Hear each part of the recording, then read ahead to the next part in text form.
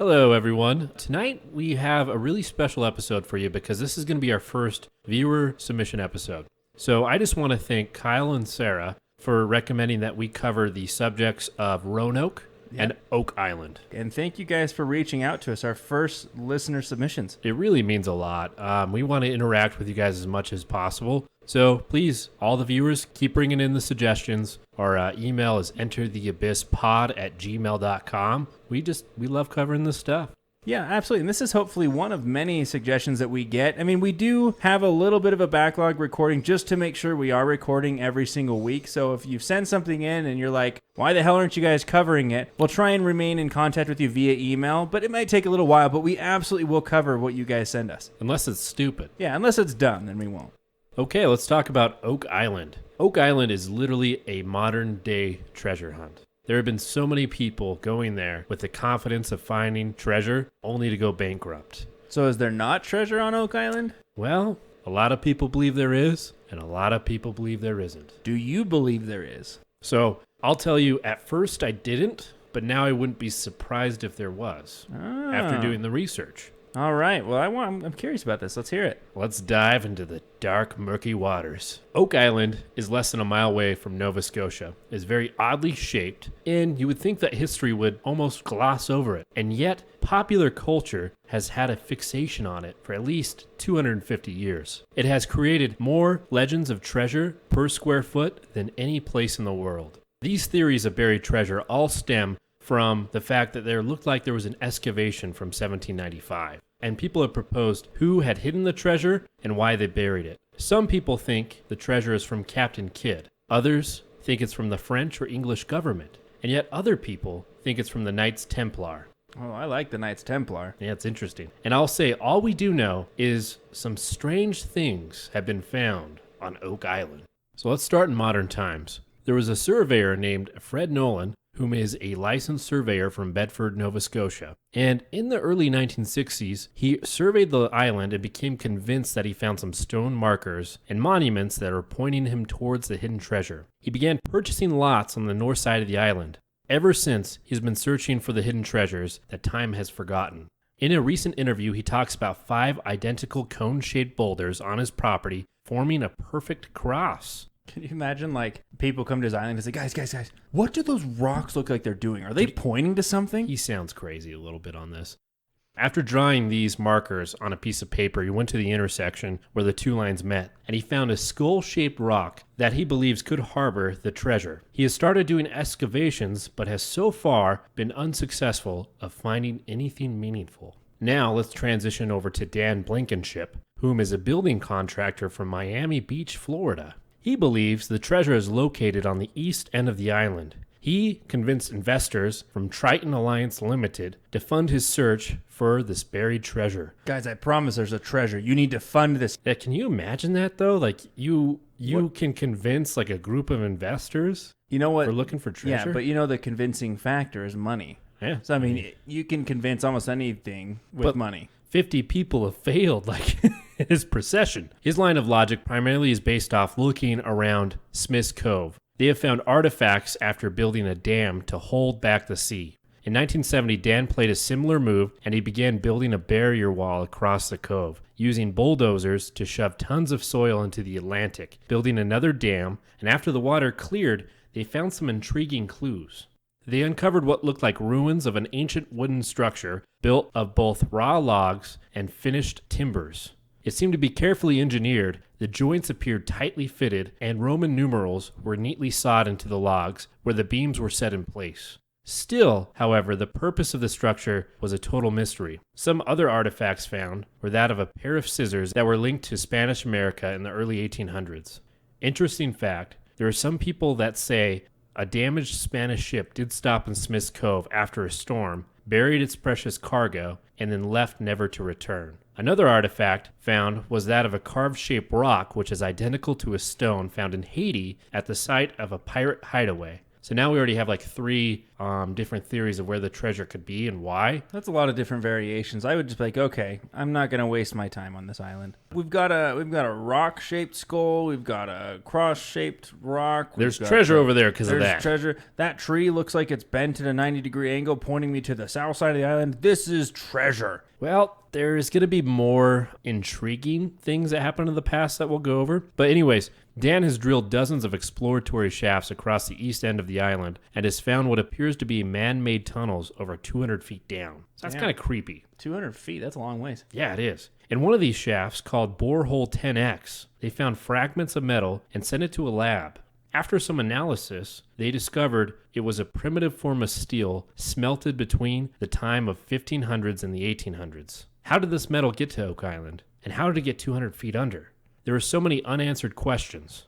In 1971, Dan widened the borehole 10x so he could send a video camera down there. This camera picked up a cavern, so it was just an open space, and he could see just objects in there, but he couldn't quite make out what they were. I think we needed to go check out this borehole. So sadly, Dan was never able to physically get down there because he was just like you. He's like, let's get down there and let's figure out what's going on. Let's check out the borehole. Yeah.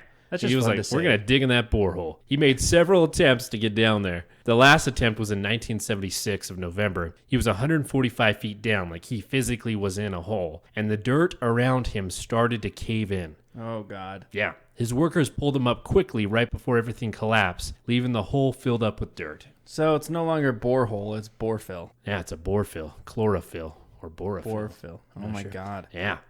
So now let's move into the more famous area of the island. So I'm going to say something in a little bit, and I'll see if you actually recognize it. But this place became famous in 1795 when a teenager named John Smith paddled to Oak Island. He found an oak tree that had a weathered ship's tackle hanging from the branch. Below that was a circular impression about 13 feet deep. He had found what we call today as the money pit. Have you heard of that? A little bit. This is where all the money's really gone into Oak Island. This teenager believed that he found a lost treasure of Captain Kidd. Kidd, if you guys don't know, got his license from England to be a privateer, which is basically a pirate. It was around 1695. He could literally just sail the seas and plunder ships as long as they weren't England or ships that were allied with England. So he's just got like free reign of the ocean just to plunder wherever he wants to go. That's a pretty cool job, man. I would take that. Especially with how many shipwrecks you have, man, you could get rich pretty quick. It's not even shipwrecks, dude. He attacks the French. Just goes, takes whatever's his. Yeah. The story goes that he violated this rule and started attacking English ships. So he was captured by the English government and was set to be put to death. The treasure that he plundered, though, was never found, and he did offer officials to lead him to an island where he hid the treasure, but they declined it and just put him to death anyways. Let's go back to this teenager, John Smith. He grabs two of his most trusted friends, McGiggins and Vaughn, and they start digging. This is where it gets weird. After 2 feet, they run into a layer of carefully placed flagstones. I had to look that up. So basically, that's kind of like set rock, almost like cobblestone. So it's not like happenstance. It was placed there intentionally. Placed. Okay. Exactly. They remove this and they keep digging. At 10 feet, they struck a barrier of oak logs. Assuming this is the treasure, they're like jumping up and down, like, we're rich, we're rich. And they rip them off and realize it's not the top of a chest, but there's just more dirt. They've been duped. At the 20-foot and 30-foot levels, they find the same type of oak log platform. What the hell? It's weird, man. Someone's just messing with them at this point. That's a very elaborate prank. I mean, by the time, I don't know, if I hit like 3 or 4 of these in a row and I kept going, okay, I'm done. Well, yeah. Would you keep going? They got to 30 feet and they quit. Smart. So yeah, they gave up, but they honestly believed that there was still treasure down there. So John buys some property where the money pit is, builds a house, and just starts to live there. I mean, you build a house on an island. That's pretty cool. Eventually, it might pay off. Yeah, I mean, the idea is to come back and start digging again. And in 1803, they get a company to actually finance them. It's called the Onslow Company. They, again, start working on the money pit. So John gets his two friends back, and to their amazement, they keep digging and finding more oak platforms every 10 feet. They're just getting messed with. So they get down to 90 feet. 90 feet. So they've uncovered, I don't know, what is that, 8 oak platforms? Because the first one, no, that was actually 9. Because it was, yeah, so 9 oak platforms. But at 90 feet, they discover a strange artifact. It is a 1 by 3 foot slab of stone. So this stone has hieroglyphics markings on it, and it can't be deciphered. Experts still don't know to this day what it says, but some people claim they have deciphered it, and they believe that it says 40 feet below remains 2 million pounds. Or 40 feet below lies these goddamn timber stones. Yeah, keep finding my timber.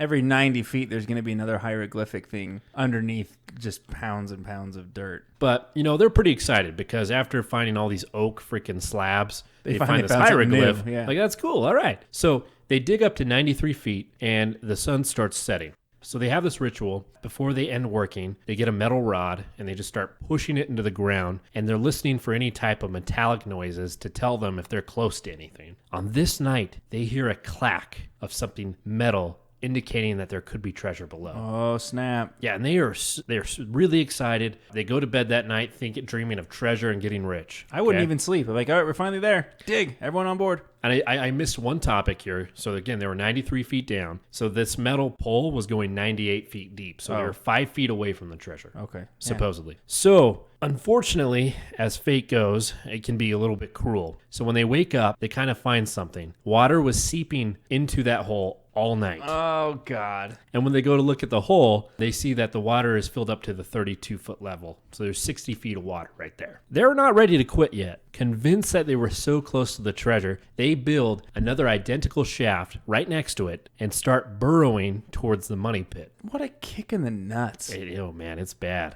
So again, they build another one. They're starting to dig to the money pit, and their shaft bursts full of water, and it almost drowns all of them. They get out of there. They're exhausted. Their money's gone, and they give up on the project. Man, what a letdown. Yeah, it's brutal, man. I would be pissed. I would be sad. So it took almost 50 years for another company to pick up the project. Their name was the Turo Company, and they began to work in 1849. They dug down to 86 feet without any hiccups when, all of a sudden, the tunnel burst full of water, filling it back up to the 32-foot level. Someone doesn't want him to get this treasure, man. Yeah, I don't know. Supernatural forces? Poseidon. Maybe. They did, however, have an ace up their sleeve. So they built a platform right above the water, and they put a drill under it. They started to hand crank it in the idea to pierce through the dirt and get to that object at 98 feet. Okay. The results were interesting.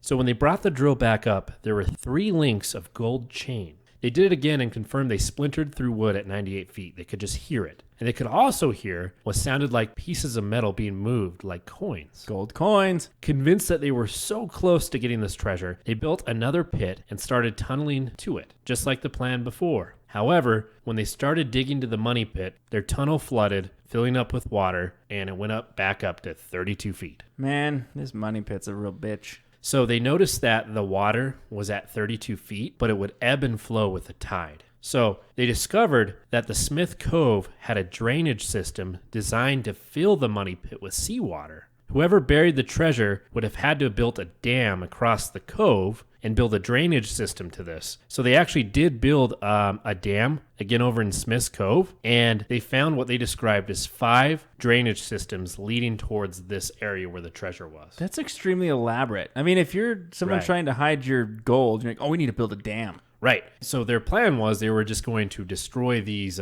drainage systems, but there was a bad storm that hit the island, broke their dam, and they were basically out of money, and they gave up. It's interesting that you brought up that it was very elaborate because you wouldn't expect a pirate to be able to do this, right? No, I mean, exactly. So this is where they start speculating that maybe it was the English or French military. This type of engineering feat would have required organization and a lot of manpower and at least a motive to hide some type of treasure. There was a lot of traffic coming in here with gold on ships with English and French people, so that could be a possible lead. If you crash land on this island after plundering a ship or whatever, what have you, you don't have enough time to like bury your gold, build a dam, do all this stuff. I mean, this seems like it's in a spot for like dumping consistently, right? The main theory is there was the English king at the time was consolidating power, and he wanted to have a gold stash somewhere. He wanted to have a money pit. Get it. So that's the idea, that they took their time, made the dam, made the drainage systems, and buried the treasure. Thing is, though, no one can really confirm that there is a drainage system because we've dammed it today and there's not any of them. So we have to go off the word of the treasure hunters at the time because they destroyed it. In 1861, another company named Oak Island Association decided they wanted to try to find the treasure. They were the most funded at the time and had 33 horses and a workforce of 63 men. Jeez. Over 3 years, they dug 5 shafts and haven't found anything. One day, while the men were above ground, they started hearing a rumbling, and the ground started to shake. It was almost like the bottom fell out of the holes they were digging because all their support structures just started to fall down into the earth. And the ground, even the ground itself, kind of just started filling up the holes, suggesting that there was a giant cavern that lay under the money pit. The treasure, if it was there, would have been swept into these caverns, and now we don't really know the location of where the treasures would be anymore. So they ruined the entire thing. They did. Now it would be much harder to find it. They just scattered this treasure underneath the entire goddamn island. Way to go, Oak Island Company. So there have still been some excavations of the island. You can see the series on the History Channel. They got people going to the Oak Island trying to find things. There was one guy who actually was pretty rich, and he built a road to Oak Island because there wasn't a road before. So he built a road, which is like a quarter of a mile off Nova Scotia, so he could bring heavy equipment to dig there. He was rich, but it was costing him about $2,000 a day, and even he just eventually gave up. Is there treasure there? We really don't know. There is, however, very compelling evidence because there have been Spanish coins found. Some of the drill bits that people have used to dig in there have been found laced with gold, but all we know to this day is no treasure has been found on Oak Island. Man, a modern day treasure hunt. I like it. So me and Britton are going to get some shovels. We're going to go down there and we're going to start digging ourselves. And I wanted to say again, thank you, Kyle, for recommending that. Now, we're going to jump into the Lost Colony of Roanoke because both Kyle and Sarah recommended this, so thank you, guys. The Lost Colony of Roanoke is one of those more widely known mysteries. I'm assuming you know about that one? Yes. I mean, it's kind of interesting because when an entire colony disappears without a trace, leaving like 2 clues behind, you only wonder what the fate those colonists face. So I'm first going to be covering the colony itself and the reason they were there in the first place. So, I mean, needless to say, it comes with a brief history lesson because I can't just say an entire colony disappeared and we don't know what happened. That's spooky. So I want to talk about a little bit about why they were there in the first place. We're going to talk about the disappearance, and then finally the best part, discussing some of the theories and speculations that have come about since then.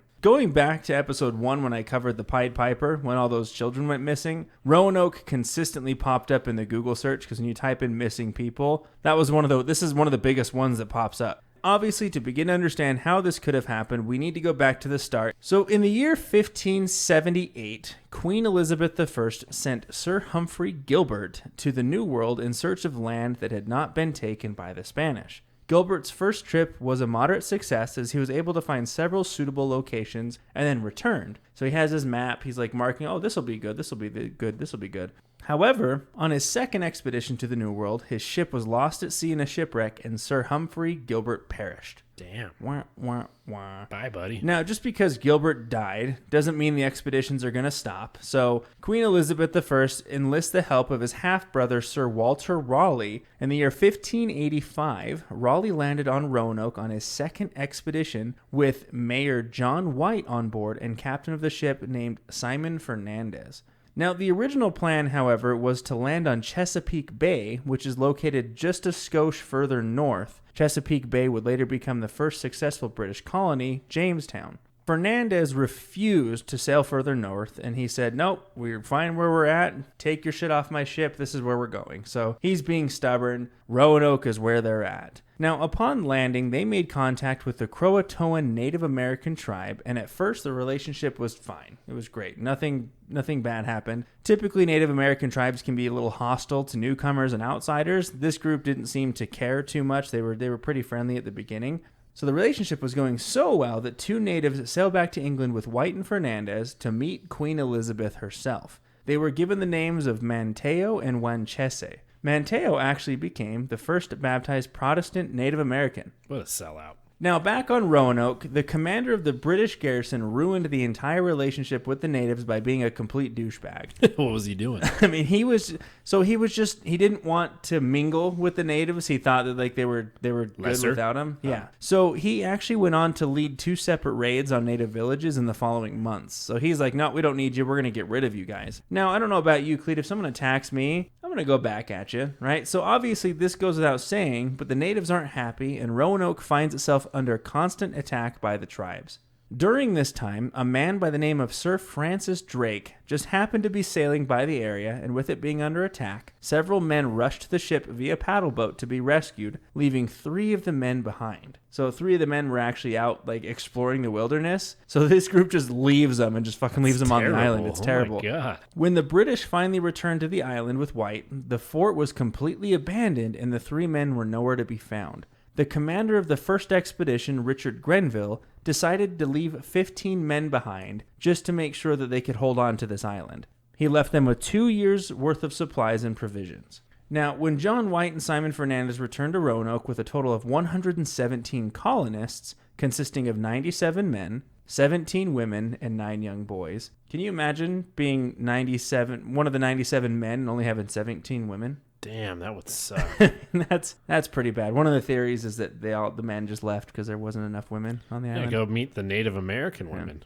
Unsurprisingly, the 15 men were missing. So the 15 men they left behind, they were gone. Likely to have been killed by the natives. John White was not happy with the relationship of the men and the natives and did everything he could to repair the damage that had been done while he was in England. So he decided to take Manteo with him to the neighboring island where the Croatoans lived and attempted to make peace. Wanchese, the other native, wasn't convinced and had an epiphany that British troops coming to the island would only make matters worse. Manteo worked his magic and was able to fix the relationship, and it started to flourish. Now, on his expedition back, White had brought with him families that had a personal stake to the land, which meant that the success of the island was also their individual success. So it's not just like, hey, we want you to do this. It's you're going to thrive as long as the island thrives. So we all want this. So it's a really good personal stake in the island there. Shortly after, the first English baby born into the New World came on August 18th, 1587, and they named her Virginia Dare. She was White's granddaughter. So at this point, things are going great. Like, all the relationships are fine. The colony's going amazingly. The colonists were getting along with the natives. Everyone seemed to be in really good spirits. There was, however, one setback that they all faced. Because they had arrived too late into the year, they weren't able to plant their crops in time. So they weren't going to be able to survive off the food that they had. With dire need of supplies, White took it upon himself to sail back to England and return with what they needed in the new year. That seems like that would take a lot of time. Yeah, that's a lot of sailing back and forth. Now, little did he know that upon his return, they were not going to be there. Spooky. At this time, England was at war with the Spanish Armada, and when White returned home, everything was utter chaos. I mean, he's in the middle of this war. And because of the war, every single ship was needed to fight, leaving him without a way to return back to the colony. So he was stuck in England for 3 years. Oh, wow. 3 years, and he came back to get food and provisions for this colony. I would just assume he abandoned us. Right. Back on the island, you're like, Yeah. oh my God, he's not coming back. I mean, either he abandoned you or he was lost at sea. You know, I mean, Right. it's a pretty lengthy expanse of ocean. In the year 1950, he boarded a ship with supplies and headed back to his colony, eager to be reunited with the people there, including his daughter and granddaughter. As he neared the island, he peered through his looking glass, and at first glance, things seemed great. Like the protective walls had all been repaired, the houses were all in good order. He's like, oh shit, the houses, they're looking great, the island's looking awesome. As he got closer, however, he started to notice there was no activity. He couldn't hear people. He couldn't see smoke coming from chimneys or fires. It looked abandoned. So he starts to get nervous. So he jumps on a rowboat, paddles to the shore. When he gets to the shore, his fear had come true. The entire colony was abandoned and gone. And his granddaughter was there, correct? Yep, his daughter, his granddaughter, his daughter's husband was there. So they're all gone. The entire colony is just overrun with weeds and tall grass. I mean, it looks like no one's been taking care of it. Not a single person in sight. There's a couple rifles and guns laying around kind of the campsite, but there's no human remains. There's no like bones or anything like that. Now, the crazy thing is the colonists had actually stashed valuables in chests that they had buried in the ground. So stuff like family heirlooms, money, expensive farming equipment, rifles, things like that. So White, thinking that they've been plundered, he starts to dig up these chests and found that the valuable jewelry, farm equipment, and guns had been left behind. So he's going, okay, the island wasn't raided. So he's puzzled, and he doesn't know what's going on here. I mean, you show up and all the people are gone without a trace. What are you thinking back then? That is strange. I mean, I would assume, like, even if they were to leave the village, they would take, like, their guns, jewelry, and everything else. Exactly. Like, if you're migrating, you're taking what you can. Now, before he had left back to England, 3 years passed, he had instructed the colonists to mark trees with an X in the case of an emergency, like if they had to move. So the first thing he does is he's looking around the area at all the trees, and he doesn't find any X's, but in one of the trees he finds the letters CRO carved into the trunk. The other carving that he found on the defensive wall was the word Croatoan. He's thinking that this is inscribed on the wall because maybe they had endured an attack. But again, the village doesn't show signs of attack. There's no defensive marks. There's no bodies laying around. I mean, it doesn't look like the place had been under attack. So he's kind of confused again what's going on. Upon seeing these carvings, White suspected that the colonists had to leave and may have followed Manteo to Terrace Island where the Croatoan people lived. He's deciding, okay, well, that's where I need to go. However, a huge storm came in and forced him back to England rather than searching for his colonists on Terrace Island. So I'm guessing it was just the way the storm was coming in was in the direction he needed to go. And because it was so bad, he had to go back to England. It was the only way he would be able to live. He sailed back home, but began to struggle with health concerns and passed away 3 years later. So he was never able to return to search for the colonists. Well, what happened to him? I don't know. Poor health concerns. I mean, back then, take your pick. The colonies. Okay. Yeah, man, I don't know what happened. I don't care. I had health concerns, you dickhead. There's a lot of theories, which is my favorite part of jumping into this thing, is what happened to the colony. I am going to say that I'm going to start with some of the crazier ones, and then we'll end with the one that is most likely the one that I believe in the most. So the first theory is that the colonists were murdered. This idea was among the first to appear due to the ups and downs with the relationship of the colonists and the natives. In 1609, a chief by the name of Powhatan told Captain John Smith that he killed the people of the colony to retaliate against them for living with another tribe that refused to ally with them. Powhatan apparently showed Smith several items that he had taken from the colonists, such as a musket barrel and mortar and pestle. This spread back to England, and King James and the Royal Council went on to blame Powhatan for the disappearances. Apparently, Powhatan had a prophecy that he would be conquered by people around that area. This idea has been widely challenged, as there were no remains left behind, as there usually would be with a massacre. In recent years, an author and researcher by the name of Brandon Fulham went back to study such a claim and brought forth a suggestion that maybe the Powhatan massacre may have been the 15 settlers that were originally left on Roanoke. That would make sense. So because, again, there was the 15 people that were left originally, maybe he was talking about those 15 because there were a few remains left from them, but nothing much to go off of. Now, the second theory revolves around the carving itself, the Croatoan carving. Now, I had no idea how much this word branched out from this particular story. This word has such a crazy and mysterious background, and it appears in more strange cases outside that of Roanoke. Edgar Allan Poe, you know Edgar Allan Poe, the renowned author of such works such as The Raven and The Telltale Heart, disappeared for a short time right before he died. When found, he was out of his mind with delirium, and in his final moments, it is said that he uttered the word Croatoan. That's weird. Sadly, his cause of death is unknown, so we will never know what happened to him before he passed. In the year 1888, the infamous stagecoach robber Black Bart carved the word Croatoan into the wall of his cell shortly before being released from prison. Upon his release, he was never seen or heard from again. So it seems like this word Croatoan just makes people... The harbinger of death. That's it, man. Now, the word Croatoan was also found in Amelia Earhart's journal after her disappearance in 1937. I mean, this shit's just getting insane. I had no idea. Wait, that was in Amelia Earhart's journal? In 1937. Yeah, it's really weird. A horror writer by the name of Ambrose Bierce had the word Croatoan carved into one of the posts on his bed that he slept in before going missing in 1913. Hey, quit saying that in my house. I'm going to disappear. Croatoan. Now, in 1921, Croatoan was found written on the last page of a logbook belonging to the ship Carroll A. Deering when it crashed on Cape Hatteras near Croatoan Island. Strangely, the whole crew of the ship was missing. Maybe it's just like a club of people who disappear and they're just like, hey, join the club. All you need to do is write Croatoan, you can come aboard. It's like Sinister, but weird. Yeah, no, that's bizarre. Not so as scary. That's the crazy history behind the Croatoan word. It's one of the theories that maybe this word has some mystical, magical essence with it. I don't know. The third theory goes on to believe of cannibalism. There are a couple theories that revolve around the idea of cannibalism. The colonists, being short of supplies, have been theorized as resorting to cannibalism to survive, or falling victims to cannibalism. Because of other Native American tribes being hostile to outsiders, some tribes may have been cannibals. This theory doesn't really stand as no remains were found. However, some state that the bones could have been ground into a powder, and obviously everything else would have been eaten. So, I don't know, might lend some precedence there. This theory does have a little backing, as in the year 1609, the settlement of Jamestown resorted to cannibalism to survive, so it's possible that Roanoke had to do the same thing. During several investigations of the disappearance of the colony, a few local tribes stated that there were internal conflicts in Roanoke before they all went missing. So supposedly they started kind of jumping at each other's throats and being hostile towards each other.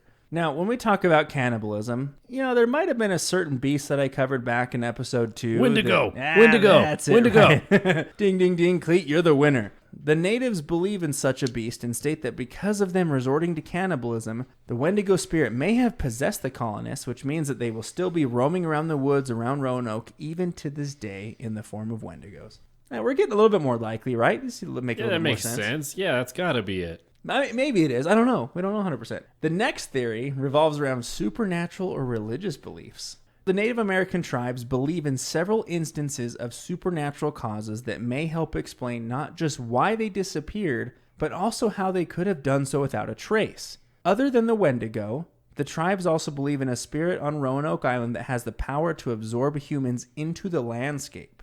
So you just become a rock or something? Oh, yeah. If the colonists offended or angered this spirit, it would have them turned into stones, trees, animals, or any other part of the land, which explains the lack of remains. So, poof, you're a tree, you're a rock, right? You're a deer now, you're a squirrel. The natives believe that this may have happened if they were abusing the land for resources, so they didn't disappear at all. They're just a bunch of rocks and trees and squirrels. They're there the whole time. That's it. We've solved it. Yeah, mystery solved. The Croatoan tribe also believes in the reptilian devil of the woods, which is an evil spirit that can attach itself to people. If it attaches itself to you, you will become extremely violent, greedy, and paranoid. The tribe believed that the spirit may have attached itself to the colonists after they turned on each other after White returned to England. So I don't know, the supernatural are kind of damn reptiles right? and the reptilian agenda. The next one revolves around the idea of an infectious disease. This theory goes off the basis of local tribes stating that the colonists again were acting out against each other before they disappeared, which led some to believe that they were infected with some disease or plague. Some plagues or diseases can cause mental health decline, which would cause paranoia. This theory again doesn't stand because there's no remains of the settlers. So, yeah, debunked. Okay, now this is the theory that I stand behind the most. This is the one that happened. Let's hear it, man. I'm excited. So, this is obviously the most likely. I'm sure you're going to agree. Some speculate that it was a mass alien abduction that caused the colony to vanish. I mean, think about it, Cleet. There were no traces other than a few guns left behind, so the aliens must have beamed them up to the ship and taken off of them. I was driving down the road and my radio went out, and all of a sudden an hour passed and I light didn't know started where flickering. I was. I was abducted and my butt hurt. I'd been probed. I stand behind this theory 100%. No, I don't. I'm kidding. This isn't the theory I stand behind, but this is a theory that is out there that they were abducted by aliens. Obviously, this theory is super far-fetched, and there's no evidence that an alien abduction took place, even though, it's kind of fun to think about, right? I mean, what kind of motive would aliens have to kidnap a colony on an island? I mean, why? Probing. Okay, no, this is literally the theory that is the most... It makes the most sense, the one I stand behind, is that they moved and settled with native tribes. This is actually the theory that makes the most sense, has the most evidence behind it. With the lack of resources and supplies, it's not hard to speculate that the colonists could simply have moved and sought shelter with other tribes. Since the disappearance, there have been many studies and researches done on the basis of disappearances. There have been many documented sightings of Europeans and their influence years after the disappearance. This theory goes on to state that these Europeans may either be the missing colonists or their descendants. There is a map called the Zuniga map that was drawn by a settler named Francis Nelson in Jamestown in the year 1607. This map documents 4 men that came from Roanoke living among the Iroquois tribe. During the early 1600s to middle 1700s, European colonists say that they met gray-eyed Indians who claimed to have descended from white settlers. Now, the main theory, especially with the word Croatoan left behind, is that the settlers simply moved to Terrace Island and joined the Croatoan tribe there. I mean, his instructions were to carve the tree in the case of an emergency and where you're going. They carved Croatoan. Obviously, it means the Croatoan tribe. They've just moved there with them is what I'm thinking. The island is just a rock throw away south of Roanoke. Because of the good relationship they already had with each other, this makes the most logical sense. I still think it's the aliens. See, I told you. I knew I could make you believe it. I mean, but it's the logical, deductive reasoning. Absolutely. That is the story of the missing colony of Roanoke. And again, thank you, Sarah and Kyle, for recommending that. And I hope you all liked it. Keep those submissions coming. Again, we have an email address, entertheabysspod@gmail.com. Send it our way. We would love to cover it. But I think that's really it for tonight, right, Cleet? Right. So all our viewers, please subscribe, follow, like, and share. And remember, deep inside yourself is a spooky skeleton. Thank you, as always, for entering the abyss. Until next week.